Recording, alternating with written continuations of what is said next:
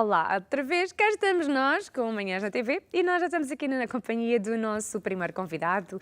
Eu quero dar as boas-vindas ao psicólogo clínico Nuno Sousa. Olá, Nuno, sejas Olá. muito bem-vindo Bom dia, aqui ao Fátima. Manhãs Obrigado na pelo TV. convite. Obrigada a nós por teres aceito e estás aqui connosco nesta manhã. Nuno, antes de nós avançarmos para os temas, porque nós temos aqui vários temas para falar nesta manhã, conta-me um bocadinho de ti. Tu já és psicólogo há muitos anos. Sim, há cerca de 10 anos, portanto já tenho a minha dose. Portanto, fiz o curso no ISPA, uma instituição que me fica no coração, e entretanto fiz a minha especialização em psicanálise, que é a área específica em que trabalho no meu dia-a-dia. Portanto, é uma especialização dentro deste mundo que é a psicologia e que se distingue por uma coisa que eu acho muito importante, que é investe nas pessoas no sentido de as ajudar a amadurecer e torná-las mais espontâneas. Portanto, não estamos muito focados naquela questão dos sintomas, da doença. É claro que isso também faz parte do processo, mas estamos muito preocupados com ajudar a pessoa a ser o mais espontânea possível, porque é isso que a vai ajudar a ser saudável e a ter uma vida saudável e realizada. Ser autêntico. Ser autêntico, exatamente. Eu acho que isso é o que nos faz falta a todos nós, não é? É vivermos sem máscaras, vivermos na nossa própria pele, sem termos que estar dentro de uma caixinha, formatados. Sem bengalas. Vou usar aqui uma analogia. Eu reparei que a Fátima fala muito sem teleponto. Portanto, é ser assim um pouco na vida, viver sem guião, saber aproveitar o momento, estarmos muito atentos àquilo que vamos sentindo em cada experiência e ser o principal guia, a principal linha orientadora. Sem bengalas, sem nos basearmos demasiado no que os outros fazem, no que os outros gostam necessariamente, mas estarmos atentos àquilo que vamos sentindo da nossa experiência no dia-a-dia. E isso é fantástico. Eu acho que quando nós realmente conseguimos chegar a esse ponto, nos conhecermos a nós próprios, que eu acho que é isso, não é? Eu acho que a maturidade vai-nos dando um bocadinho, nos ajudando a criar realmente essa estrutura interna e realmente nós estarmos tranquilos na nossa própria pele. Saúde mental é essencialmente isso, é estarmos bem na nossa pele, conseguirmos ter confiança naquilo que pensamos, naquilo que sentimos e termos confiança para irmos vivendo a nossa vida de uma forma que nos faça sentido. Porque muitas vezes esta ideia da saúde mental, muitas vezes está um bocado contaminado com esta ideia de que são falhas de nascença, são falhas no nosso cérebro e, portanto, estamos condenados a viver com uma doença crónica que pode ser amenizada com uma medicação qualquer, porque temos um desequilíbrio químico no nosso cérebro. A sério? Não quer dizer que não possa haver casos específicos em que haja malformações que tenham consequências fisiológicas e que, portanto, de certa forma, possam criar condições crónicas, ok? Mas, felizmente, Mas isso são casos pontuais, são casos não é? pontuais, é a minoria das situações. E, portanto, os sintomas, os vários tipos daquilo que podemos chamar de doenças mentais, eu costumo dizer que são vários tipos de sofrimento. Okay? Que dependem de uma conjugação do que é cada indivíduo, o que é importante para a pessoa e o que é que lhe está a trazer sofrimento. Portanto, para pôr uma forma fácil de se perceber, mais importante do que pensar cada doença mental como uma cruz, digamos assim, algo que condena a pessoa, é um tipo de sofrimento. Okay? Se a pessoa se queixa muito de tristeza relativamente a determinados aspectos da vida dela, podemos dizer que isso é um tipo de sofrimento, seria um tipo de doença mental. Okay? Se a pessoa tem determinadas dificuldades em lidar com determinados tipos de sentimentos, determinados tipos de situações, isso vai trazer sofrimento, outro tipo de sofrimento, e, portanto, podemos dizer que é outro tipo de sofrimento mental, de patologia mental. Mas o objetivo de uma terapia, de um acompanhamento, é exatamente ajudar a pessoa a ter consciência do que é que lhe traz sofrimento, porque é que lhe traz sofrimento, o que é importante para a pessoa no ultrapassar desse tipo de situação e, portanto, ajudá-la a lá chegar da forma mais espontânea possível. E antes de nós avançarmos para os temas, eu acho que todos nós acho que deveríamos de vez em quando ter um género de uma consulta. Acho que deveríamos ter uma fase da nossa vida, ou de tempos em tempos, acho que deveríamos ter mesmo uma consulta com um psicólogo, sinceramente, porque há tanta coisa. Às vezes nós andamos a ser bombardeados de tanto lado, com tanta coisa ao mesmo tempo, que ou realmente ou aprendemos a ser muito versáteis É e difícil filtrar adaptarmos. tanto estímulo. Sim, e adaptar-nos rapidamente às coisas e sabermos filtrar logo automaticamente o que é bom, o que não é, e aproveitar e deitar fora, entre aspas, aquilo, o lixo tóxico que vem para nos contaminar. Mas até conseguimos criar essa ginástica dentro de nós leva um determinado tempo. Mas eu diria, não sei se concorda comigo, que há algumas personalidades que tendem a ser mais depressivas ou estão muito voltadas para si, para dentro, e não são tão expressivas e que muitas das vezes retêm coisas que não deviam de reter. E às vezes é preciso mesmo falar para se libertarem de certas coisas que estão contidas cá dentro, que ao falar a pessoa parece que se livra de uma carga, não é? E há certas personalidades que têm mais tendência para isso do que outras. Isto no desenvolvimento do ser humano, há aqui uma questão que eu acho curiosa em termos técnicos, mas que na prática acaba por ser bastante preocupante, que é o seguinte, e como estávamos a falar antes de entrar em direto, o ser humano, quando nasce, não sabe pensar. Okay? Somos, vou usar uma expressão um pouco corriqueira, mas somos animais. Não é? Estamos na nossa essência animal. Não é? À medida que vamos crescendo, podemos ou não, consoante uma conjugação de circunstâncias,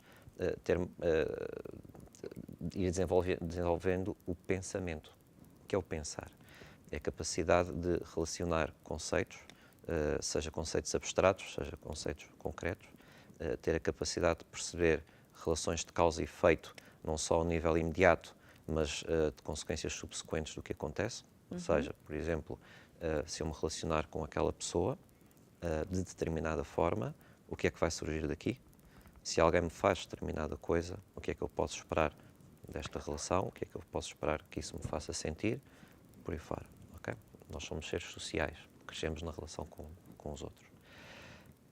Portanto, o nosso pensamento, a forma como o nosso pensamento se desenvolve, eu quando me refiro ao nosso pensamento também me refiro à personalidade, ou seja, o nosso estilo de pensar, o nosso estilo de sentir, é aquilo que determina o que é a nossa personalidade.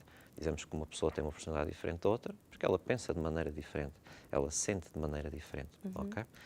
Portanto, o desenvolver do nosso pensamento é influenciado por experiências que vamos tendo diretamente, por coisas que vamos observando e também pelo feedback que nos vão dando daquilo que nós somos. Este feedback que os outros dão sobre nós tem um impacto particular quanto mais novos somos, porque não temos bagagem para comparar, para nos compararmos connosco. Exato. Ou seja, uma pessoa de 20 anos pode pensar, bom, eu há 2 ou 3 anos fiz isto, senti assim, hoje se calhar já sou um bocadinho diferente. Uma criança de 5 anos nem tem muito bem noção de quando é que é daqui a uma semana.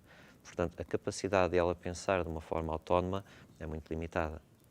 Então, quanto mais novos somos, mais impacto tem em nós aquilo que nos dizem sobre nós. És um bom menino, és um mau menino. Exato. Aquelas memórias, quando somos ainda de tenra infância, por volta de 5 anos, têm uma carga. Uma carga muito forte, porque quando somos muito pequenos, temos consciência de que somos muito limitados e estamos muito dependentes dos outros. Exato. Portanto, todas as experiências têm um impacto muito grande para a nossa vida.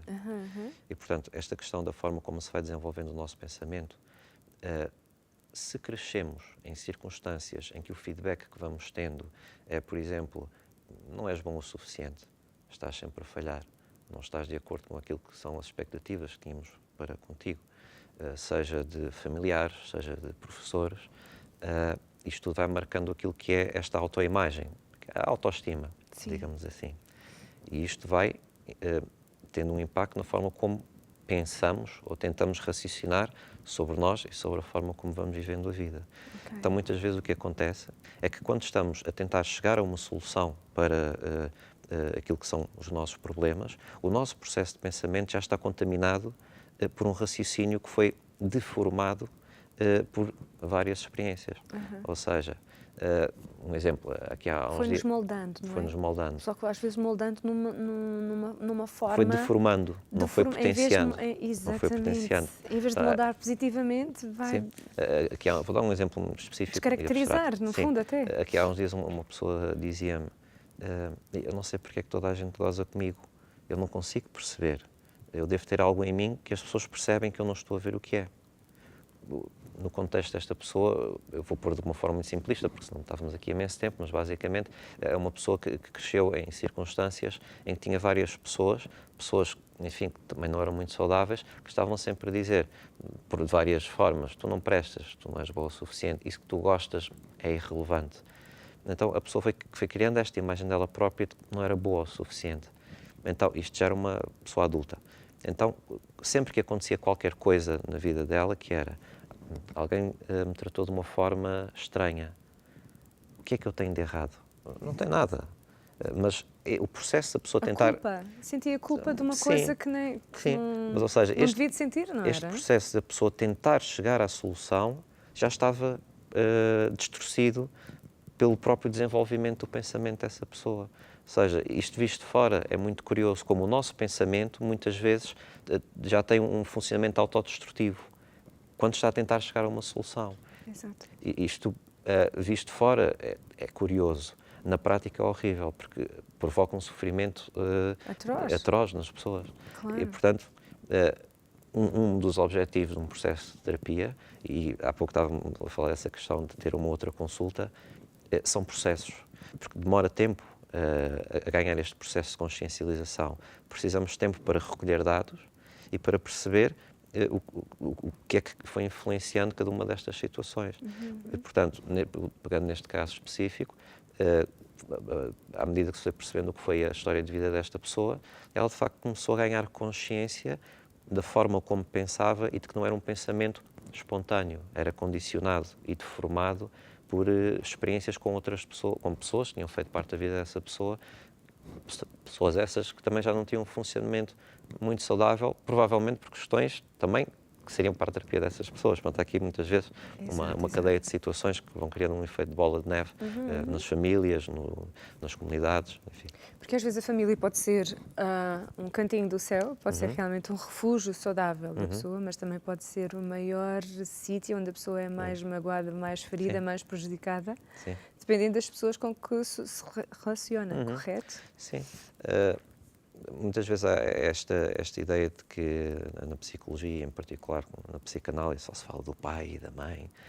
Não é necessariamente assim, mas o que está em causa nesta questão é que nós nascemos num seio familiar e, portanto, as pessoas da família são as primeiras pessoas a ter um grande impacto na nossa vida e nesta questão que é o desenvolvimento da nossa personalidade.